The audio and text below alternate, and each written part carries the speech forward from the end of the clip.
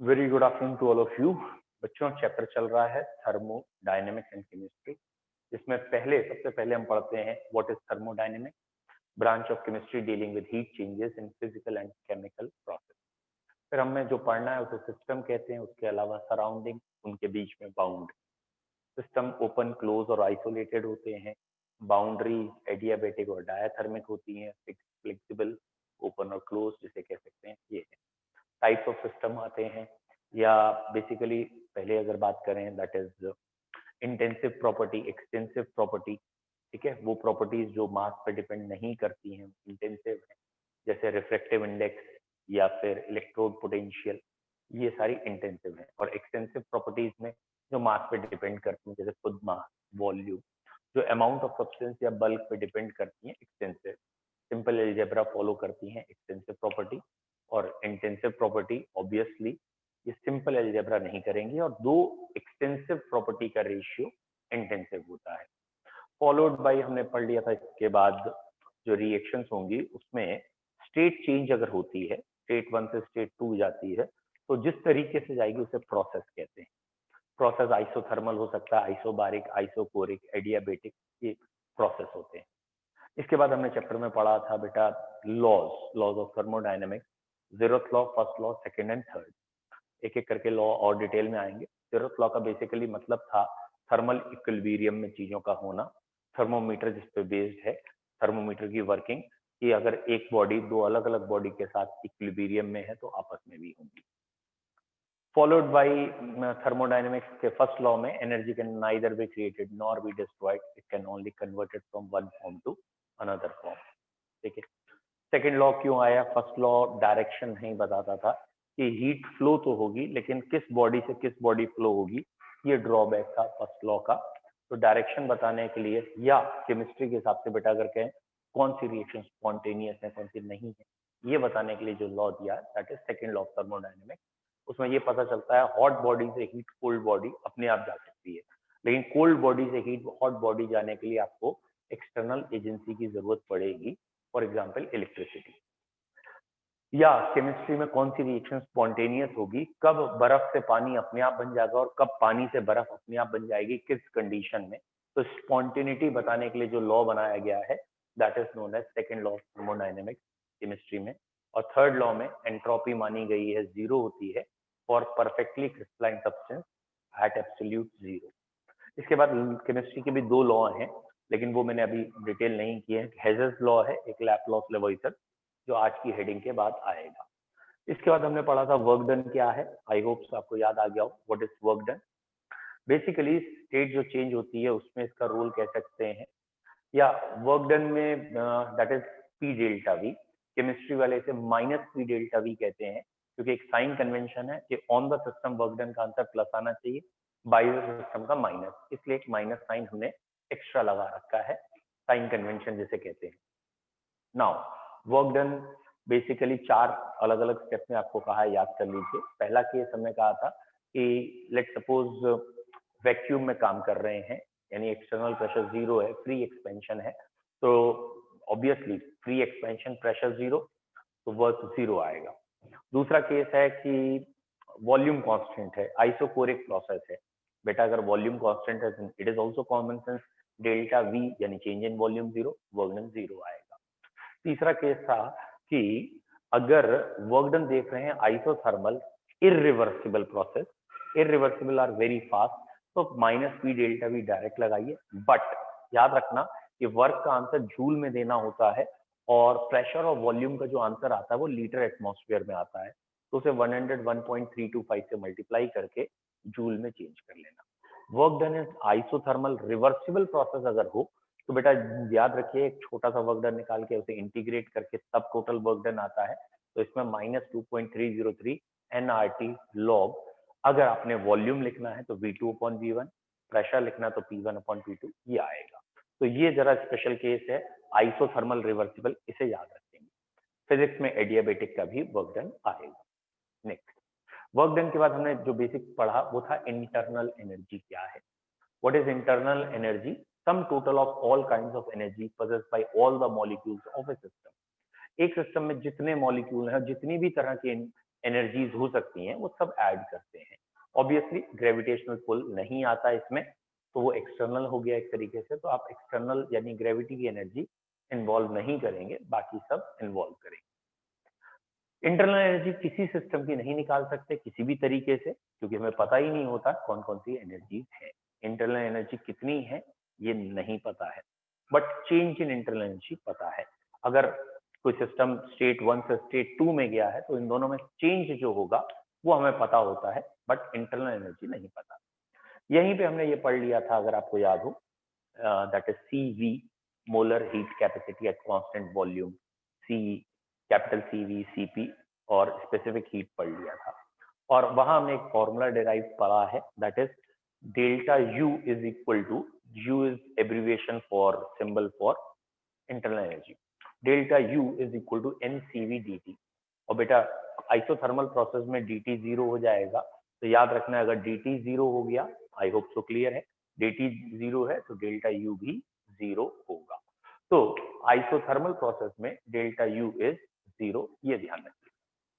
Followed by, हमने कहा internal energy में कि अगर फर्स्ट लॉ ऑफ थर्मोडायनेमिक्स से देखें तो delta U is equal to Q plus W था, और अगर आइसोकोरिक प्रोसेस हो जाए तो वॉल्यूम हो गया कांस्टेंट, वर्क डन हो गया 0। आइसोकोरिक प्रोसेस में जब वर्क डन 0 हो गया तो जो भी हीट चेंजेस आते हैं वो हीट चेंजेस जाते हैं आपके चेंज इन इंटरनल एनर्जी में।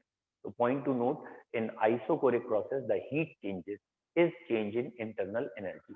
आइसोकोरिक प्रोसेस में जो भी हीट चेंजेस होता है बच्चों, वही होता है change in internal energy. I hope तो क्लियर है। नेक्स्ट था that is called as enthalpy, जो हमने लास्ट टर्न पे पढ़ा है। तो बेटा एंथैल्पी और इंटरनल एनर्जी बेसिकली एक ही चीजें हैं, ये हीट कंटेंट ही है। बस अंतर क्या है, तो जो भी हीट चेंज होती है कांस्टेंट वॉल्यूम पे, जब वर्क डन नहीं होता उस समय का जो हीट चेंज होता है उसे कहते हैं डेल्टा U। और जब भी कांस्टेंट प्रेशर है, मतलब कोई एक्सपेरिमेंट किया, प्रेशर कांस्टेंट रहा, तो कांस्टेंट प्रेशर पे जो भी हीट निकलेगी या एब्जॉर्ब होगी वो कहलाएगी एंथैल्पी। तो बेसिकली एंथैल्पी में दो चीजें इन्वॉल्व होती हैं, एक इंटरनल एनर्जी का चेंज इन्वॉल्व होता है और दूसरा वर्क डन होता है। तो ध्यान रखिएगा, वर्क डन और इंटरनल एनर्जी चेंज जब दोनों इन्वॉल्व होंगे तो इसका जो टोटल या इसका जो नेट रिजल्टेंट आएगा ना, उस चेंज को कहते हैं एंथैल्पी। तो enthalpy is heat changes at constant pressure, and enthalpy की जगह internal energy is heat changes at constant volume. और इन दोनों में अंतर सिर्फ एक वर्क डन का है। इंटरनल एनर्जी का चेंज में अगर वर्क डन जोड़ दो तो एंथैल्पी बन जाती है, और वर्क डन 0 है तो इंटरनल एनर्जी और एंथैल्पी बराबर हो। इसके बाद हमने कहा था एंथैल्पी के टाइप्स हो सकते हैं, that is called as types of enthalpy. बच्चों कौन कौन से टाइप्स हो सकते हैं? पहला टाइप था हमारा enthalpy of formation. What was that? Enthalpy of formation क्या था? It is the heat changes, या ये कहें when one mole of any compound is formed from its constituent element, एक मोल बनेगा अपने constituent element से in a native state. When one mole of any compound is formed from its constituent element in native state, the heat changes is known as enthalpy change या enthalpy of formation. So what is enthalpy of formation? It is the heat change one mole of compound is formed from its constituent element in native state. इसी को कहते हैं enthalpy of formation at standard state, जिसे आप HF naught करके पढ़ते हैं। तो what is enthalpy of formation at standard state? तो बच्चों वहां आपको कहना है it is the heat changes at constant, या sorry, it is the heat changes at 298 kelvin temperature and 1 bar pressure. तो टेम्परेचर प्रेशर जब इतना होगा उस समय जो हीट चेंजेस हैं for 1 mole of reaction from its constituent element is known as enthalpy. Any doubt? तो ये हुआ एंथैल्पी ऑफ फॉर्मेशन। इसके बाद आया बच्चों एंथैल्पी ऑफ कंबशन। एक मोल कंपाउंड जलाना है एक्सेस ऑफ एयर में और हीट निकलेगी, जो भी हीट निकली वो एंथैल्पी ऑफ कंबशन। एक मोल कंपाउंड जलेगा अप टू, सी है कार्बन है तो कार्बन डाइऑक्साइड, हाइड्रोजन है तो वाटर तक। तो when one mole of compound is completely combusted, the heat changes is known as enthalpy of combustion. Okay, what is standard enthalpy of combustion? Again, जब temperature 298 kelvin हो, pressure 1 bar हो, उस समय जो हीट चेंज आए 1 मोल के लिए, that is standard enthalpy of combustion. Enthalpy of formation हो गया, एंथैल्पी ऑफ कंबशन हो गया। एंथैल्पी ऑफ कंबशन से हम निकाल सकते हैं फ्यूल की कैलोरीफिक वैल्यू भी, या अगर एंथैल्पी ऑफ कंबशन दे रखा हो तो कौन सा बेटर फ्यूल है।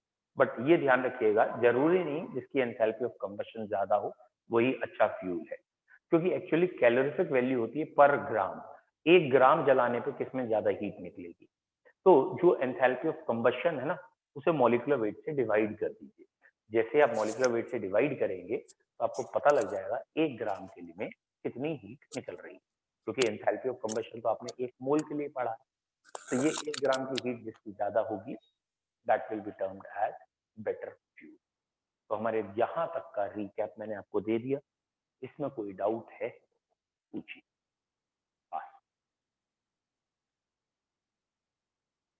नहीं, वेरी गुड। तो जिन्होंने 1 टाइप कर दिया मुझे लग रहा है उन्हें समझ में आ गया है। अभिषी, श्रेया एंड अंजना, अक्षत, निखिल, ठीक है, विजय, ठीक है। तो इन बच्चों को आ गया है, और बाकी भी जो बच्चे बैठे हैं अगर कुछ पूछना है जल्दी पूछिए, नहीं पूछना है, वेरी गुड। नेक्स्ट हेडिंग पे आ रहे हैं, that is enthalpy of neutralisation. बेटा अगली हेडिंग ये है एंथैल्पी ऑफ न्यूट्रलाइजेशन। कंटिन्यूटी में है, जहां तक आपने पढ़ा है उसके आगे है। पहला एंथैल्पी ऑफ फॉर्मेशन था, फिर एंथैल्पी ऑफ कंबशन आया। आज की हेडिंग है एंथैल्पी ऑफ न्यूट्रलाइजेशन। तो बच्चों एंथैल्पी ऑफ न्यूट्रलाइजेशन नाम से ही क्लियर है। वैसे तो न्यूट्रलाइजेशन किसे कहते हैं, एसिड और बेस की रिएक्शन को। तो अगर ये एक हमारा एसिड है, मान लेते हैं कोई HCl है, ये हमारा बेस है दैट इज NaOH है। तो ये एसिड और बेस रिएक्ट कर रहे हैं, ये बना सॉल्ट NaCl, साथ में बना वाटर। तो ये एसिड बेस की रिएक्शन हुई, सॉल्ट एंड वाटर बना है। अगर मैं इसकी आयनिक फॉर्म लिखूं तो इससे जो आयंस मिलते हैं वो H आयन और Cl आयन मिलते हैं। इससे जो आयंस मिलते हैं वो Na और OH मिलते हैं। बेटा इससे जो आयंस मिलते हैं वो Na और Cl मिलते हैं। एंड ऑब्वियसली बेटा वाटर को हम अनआयनाइज्ड मानते हैं। वाटर को अगले चैप्टर में देख लेंगे इक्विलिब्रियम में कि वाटर का आयनाइजेशन नेग्लिजिबल होता है, तो वाटर इज ऑलमोस्ट अनआयनाइज्ड। अब जो आयन दोनों तरफ कॉमन है वो कैंसिल हो जाते हैं, ये दोनों तरफ कॉमन है ये कैंसिल हो गए हैं, और ये चीज बच रही है, यानी H ion plus OH ion giving you water. ये है H ion plus OH ion giving you water. तो basically what is enthalpy of neutralization क्या है। आप यहां से भी डेफिनेशन कह सकते हो, एसिड और बेस रिएक्ट करके सॉल्ट और वाटर बने हैं, लेकिन ज्यादा अच्छी डेफिनेशन ये है। What is enthalpy of neutralisation बेटा, 1 मोल वाटर बनेगा, 1 मोल वाटर। लेकिन जरा ध्यान रखना, ये अपने एटम की जगह आयन से बन रहा है, ये एटम से नहीं बन रहा, किससे बन रहा है, आयन से। तो what is enthalpy of neutralisation. बच्चों यहाँ पे हीट निकलती ही निकलती है ऑलवेज। तो enthalpy of neutralisation is always exothermic. ये माइनस साइन का मतलब होता है कि प्रोसेस एक्सोथर्मिक है, और प्लस साइन का मतलब होता है एंडोथर्मिक है।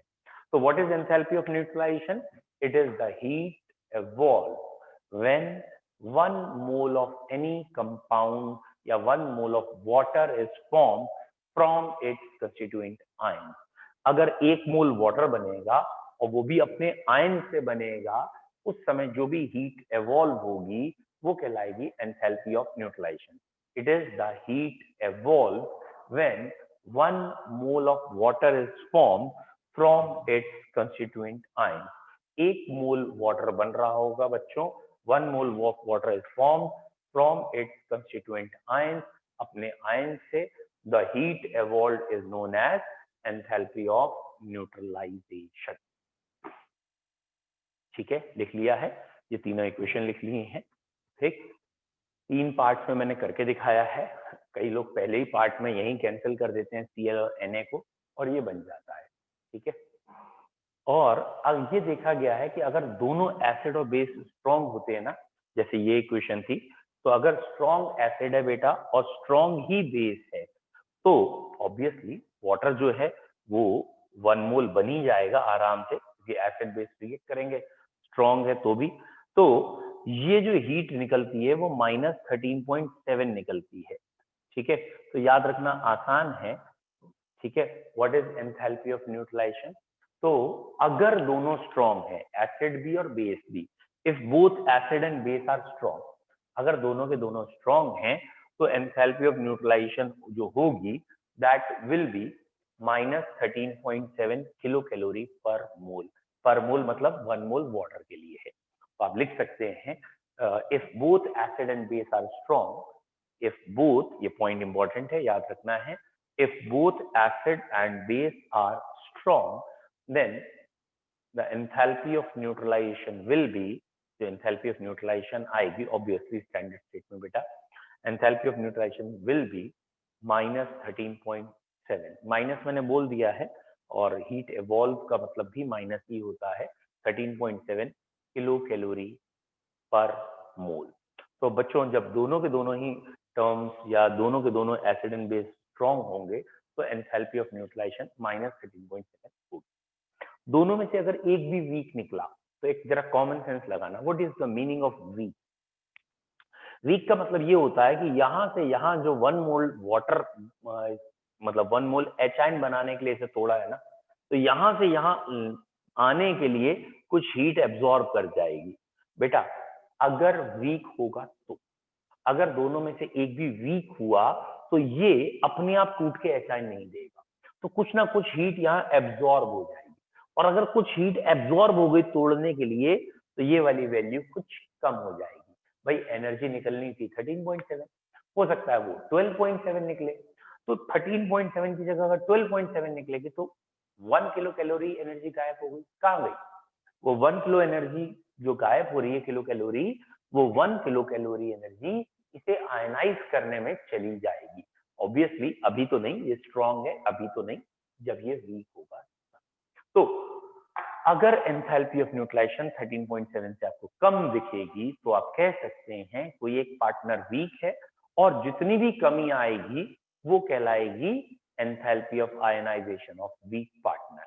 अगर एक भी पार्टनर वीक निकलेगा तो जो एंथैल्पी ऑफ न्यूट्रलाइजेशन होगी वो लेस देन 13.7 होगी, और जो भी बेटा डिफरेंस होगा that will be heat of ionization of weak partner. कोई डाउट? एंथैल्पी ऑफ न्यूट्रलाइजेशन में किसी बच्चे को डाउट है तो जल्दी पूछिए, और अगर समझ में आ गया हो तो वन टाइप। निखिल क्लियर है, संजना क्लियर है, गुड, और सात्विक क्लियर है, श्रेया क्लियर है। ऑब्वियसली बिल्कुल सही बात है, अगर एक वीक है तो कम है, दूसरा वीक है तो और कम हो जाएगी, तो ये तो कॉमन सेंस की बात है कि अगर दोनों ही वीक होंगे तो और कम। और अब बेटा अगर कोई बच्चा कंपटीशन की खाली तैयारी कर रहा हो उसके लिए बता रहा हूँ अगला पॉइंट, बाकी लोगों के लिए नहीं है। अगला पॉइंट बाकी लोग मत सुनो, नहीं तो तुम कंफ्यूज हो जाओगे।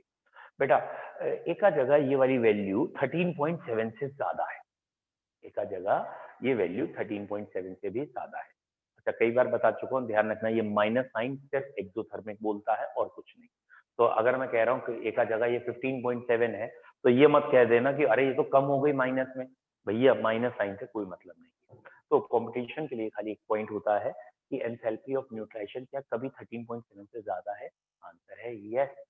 बेटा एक्चुअली ना दो एलिमेंट ऐसे हैं केमिस्ट्री के जिनमें हीट ऑफ हाइड्रेशन बहुत ज्यादा है।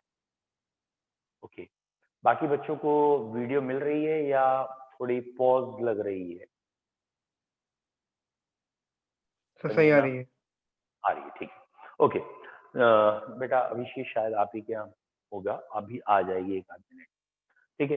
तो वैसे भी ना वीडियो पॉज इसलिए हो गई, मैंने कह दिया ना ये पॉइंट कंपटीशन वाला तुम्हारे लिए नहीं होगा, इसीलिए पॉज हो गई।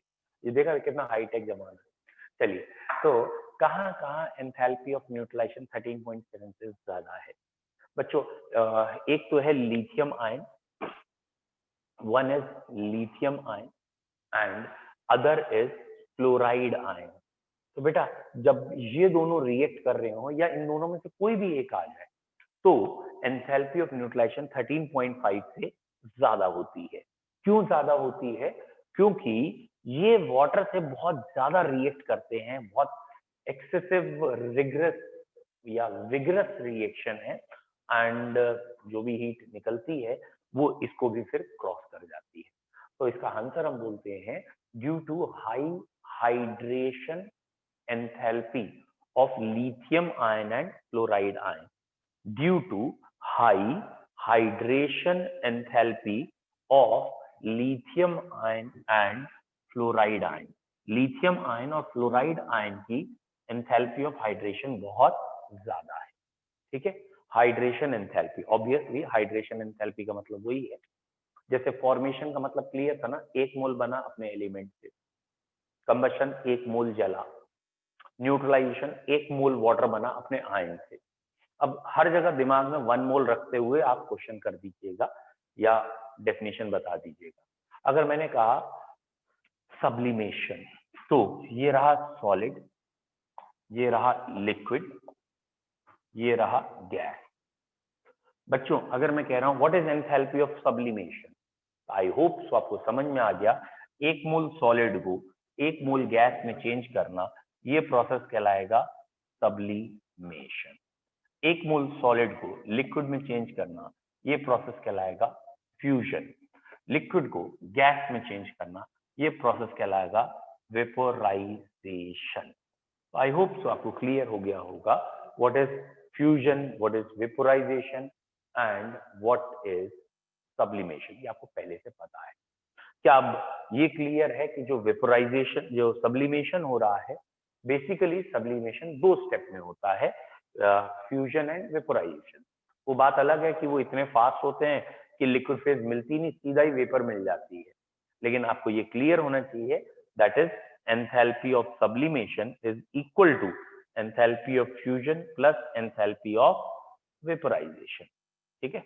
एंथैल्पी ऑफ सब्लिमेशन किसके इक्वल होगी, फ्यूजन एंड वेपोराइजेशन के इक्वल होगी। This will be sum of these two. तो अगर मैं बच्चों आपसे पूछता what is enthalpy of sublimation, तो डेफिनेशन कहते हैं 1 मोल सॉलिड को गैस में चेंज करने में जो भी हीट चेंज होगा या हीट देनी पड़ेगी, सॉलिड से गैस में तो देनी पड़ेगी, this energy is known as, this heat change is known as enthalpy of sublimation. अब मैं कहूँ नहीं एंथैल्पी ऑफ फ्यूजन की डेफिनेशन बताओ, I hope so you are quite capable. 1 mole solid को लिक्विड में चेंज करने, लिक्विड में, गैस क्यों, सॉलिड से लिक्विड आएगा तो फ्यूजन हो जाएगा। अभी भी कोई confusion? No confusion in heat of fusion, heat of fusion no confusion. Liquid से गैस में अगर जाएंगे तो एंथैल्पी ऑफ वेपोराइजेशन कहलाएगा। Is it clear? कोई डाउट? वेरी गुड बच्चों। अब ऐसे ही ना बहुत सारे टाइप की आप एंथैल्पी बना सकते हैं, बस ये आपके दिमाग में 1 मोल वाला कंसेप्ट रखिएगा और पुटअप करते जाइएगा, ठीक है। जैसे बेटा मैंने ये कहा what is enthalpy of hydration, what is enthalpy of hydration, तो आपको शायद समझ में आ रहा हो। कुछ कंपाउंड जैसे कॉपर सल्फेट का बच्चों को पता होता है, ये व्हाइट कलर्ड कंपाउंड है और ये 5 वाटर मॉलिक्यूल एब्जॉर्ब करने के बाद CuSO4.5H2O में चला जाता है और बेटा ये ब्लू कलर में हो जाता है और ये होपफुली लैब में एक्सपेरिमेंट किए भी जाते हैं। व्हाइट पाउडर लिया, पानी में डिप किया, वो व्हाइट पाउडर ब्लू में चेंज हो गया। This is basically the reason कि ये कंपाउंड जब इस कंपाउंड में जाता है तो उसका कलर चेंज होता है। Now what is enthalpy of hydration, ये बच्चों जो सॉल्ट था ये एनहाइड्रस था, पानी नहीं था, और ये हाइड्रेटेड सॉल्ट कहलाएगा, मतलब इतना ही वाटर इससे जुड़ सकता है कायदे से। तो what is enthalpy of hydration, very good, 1 mole anhydrous salt is completely hydrated. 1 mole anhydrous salt hydrated जब होगा तो जो भी हीट चेंज होगी that is enthalpy of hydration. कभी कभार एब्जॉर्ब, कभी कभार एवॉल्व। हाँ बेटा, कम नहीं कह सकते, हर चीज के लिए फिक्स है। सम कहने का मतलब तो ये हो जाता है कि कभी 5 है, कभी 10 है, कभी 20 है, या सम नहीं है, हर चीज के लिए फिक्स है।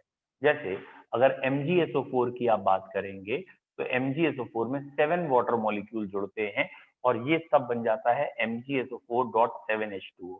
ऐसे ही FeSO4 की जब बात करते हैं, बैठ आ रहा हूँ, FeSO4 की जब हम बात करते हैं तो 7H2O से मिलके तो FeSO4.7H2O आ जाता है, ठीक है।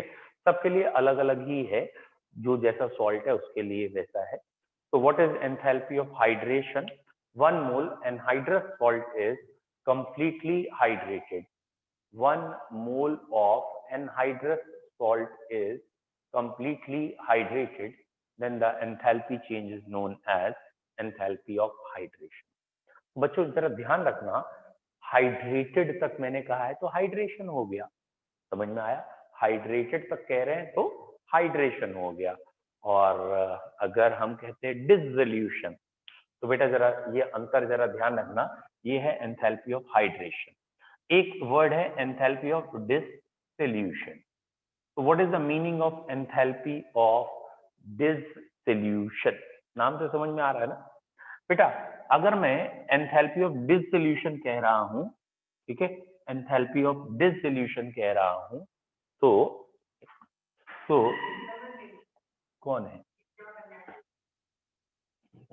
एक हमारी है, चलो ये है बेटा CuSO4, और मैंने कहा एंथैल्पी ऑफ डिसोल्यूशन बताओ, डिसोल्यूशन। तो बच्चों ये ध्यान रखना, जब हम डिसोल्यूशन कहेंगे तो बेटा यहाँ वाटर लिखते हैं एक्सेस, और फिर यहाँ लिखा जाता है CuSO4.aq। तो दोनों में अंतर समझ में आना चाहिए। What is enthalpy of dissolution and what is enthalpy of hydration? एक बार फिर बता रहा हूं बच्चों, ध्यान से देखिए बेटा। जब मैंने कहा एंथैल्पी ऑफ हाइड्रेशन, तो उसका मतलब वो एनहाइड्रस से हाइड्रेटेड तक आया। एनहाइड्रस से हाइड्रेटेड तक आया तो ये वाटर मॉलिक्यूल एक स्पेशल बॉन्ड से जुड़ते हैं, दैट इज कोऑर्डिनेट बॉन्ड या हाइड्रोजन बॉन्ड, ठीक है। और व्हाट इज डिसोल्यूशन? जब हम डिसोल्यूशन वर्ड कहते हैं, हाँ, तो व्हाट इज डिसोल्यूशन? डिसोल्यूशन मतलब एक्सेस ऑफ वाटर है, पूरी तरीके से इसके पार्टिकल्स के बीच का फोर्स हम एक तरीके से हटाना चाह रहे हैं। एक्सेस ऑफ वाटर के अंदर जब ये प्रेजेंट है, तो मैंने यहाँ वाटर के नीचे EX लिख दिया है। अब ये ध्यान रखिए किस चीज की एंथैल्पी ऑफ डिसोल्यूशन गिवन है।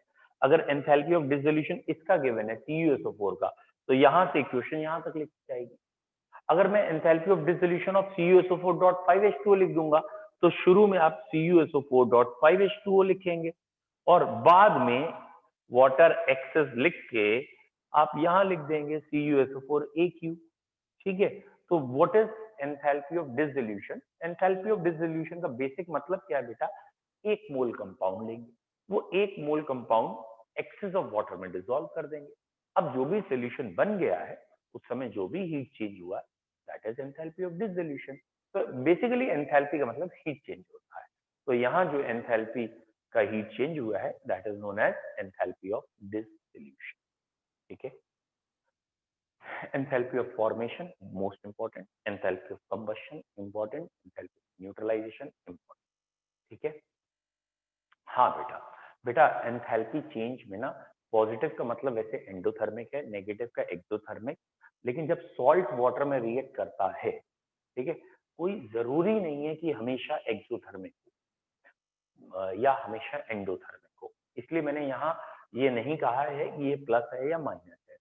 बट अगर वो सॉल्ट हाइड्रोलिसिस है, मतलब वो टूटने के बाद एसिड बेस अलग अलग दिखा रहे हो, तो एंडोथर्मिक होगा। मतलब अगर ये मैं कॉपर सल्फेट को तोड़ने के बाद CuOH whole twice and H2SO4 दिखाऊंगा, तो वो एंडोथर्मिक होगा। लेकिन ये जो है ना, कि पानी के अंदर खाली डिसॉल्व, तो डिसॉल्व करने इसमें भी एंडोथर्मिक और एक्सोथर्मिक,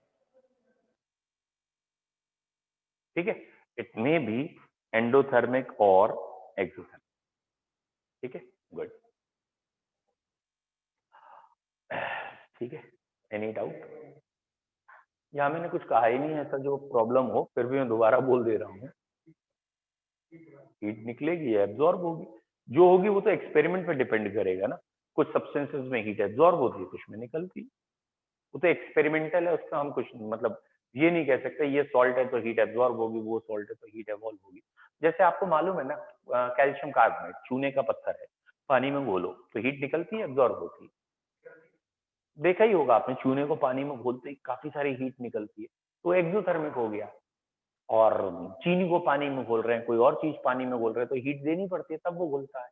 तो कुछ सब्सटेंसेस में हीट एवॉल्व होती है, एब्जॉर्ब होती है, ये केमिकल नेचर है। तो ये हो गई टाइप्स ऑफ एंथैल्पी। ठीक है, ऐसे एक होती है बॉन्ड एंथैल्पी या बॉन्ड डिसोसिएशन एंथैल्पी। तो what is bond dissociation enthalpy या बॉन्ड एंथैल्पी क्या है? ठीक है बेटा, वैसे तो नाम से ही क्लियर हो रहा है, बॉन्ड एंथैल्पी। ठीक है, ये कोई एक बॉन्ड है। फॉर एग्जाम्पल कोई एक, पहले मैं सिंपल सा ले लेता हूँ, ये मीथेन है, इसमें 4 बॉन्ड है CH4। ठीक है, अब सर म्यूट हो गया सर।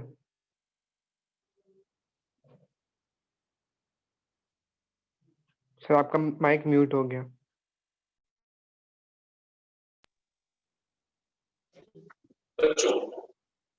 बॉन्ड एंथैल्पी का बेसिकली मतलब क्या है कि जो बॉन्ड्स है उन्हें तोड़ेंगे, तोड़ने में जो भी हीट लगेगी दैट इज बॉन्ड एंथैल्पी। ठीक है, या इसका उल्टा भी आप बोल सकते हो कि वो कंपाउंड जब बना होगा तो हीट निकली होगी, वो बॉन्ड जब बना होगा तो हीट निकली होगी, that is known as bond enthalpy. तो बॉन्ड एंथैल्पी या बॉन्ड डिसोसिएशन एंथैल्पी का मतलब होता है एक मोल आइडेंटिकल बॉन्ड को तोड़ने के लिए जो भी हीट देनी पड़ेगी that is bond dissociation enthalpy. या जब कंपाउंड बना था या वो बॉन्ड बना था तो जो हीट निकली थी दैट इज बॉन्ड एंथैल्पी। तो अगली हेडिंग हमारी, हम सिंपल लिख रहे हैं, that is bond dissociation enthalpy. ठीक है, bond dissociation enthalpy, it is the heat changes या हीट रिक्वायर्ड। हमेशा हीट चाहिए होगी।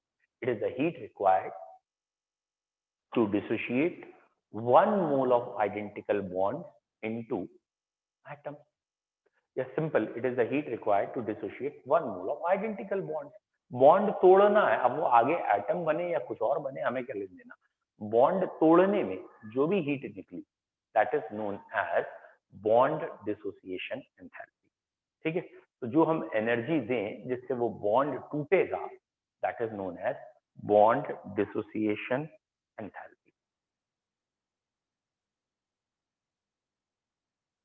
It is the heat required to dissociate।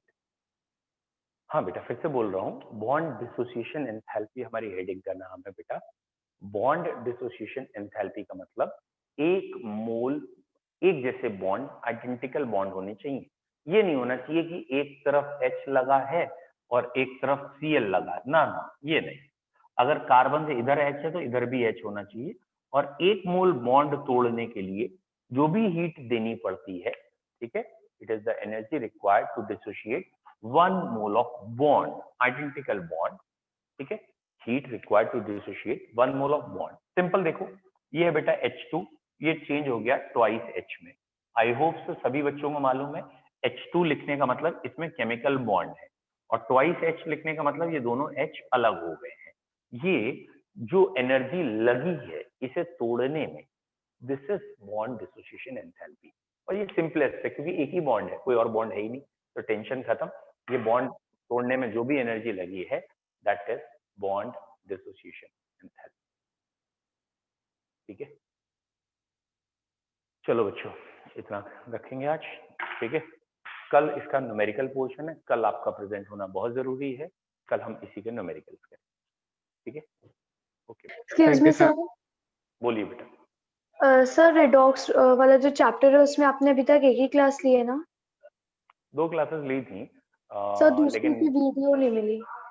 चलिए ठीक है, 2 क्लासेस हुई हैं उसकी या एक जो भी हुई है, लेकिन मोस्ट प्रोबेबली रेडॉक्स में आज शाम को या कल से वो भी शुरू कर ही दूंगा, रेडॉक्स वाला बैच। मतलब आपको रेडॉक्स की रिकॉर्डिंग मिल जाए। Okay sir. सर 5 से 6 सर बैच होगा सर आज? नहीं बैच नहीं होगा, लेकिन रिकॉर्डिंग मिल जाएगी आपको। ठीक है, ओके सर।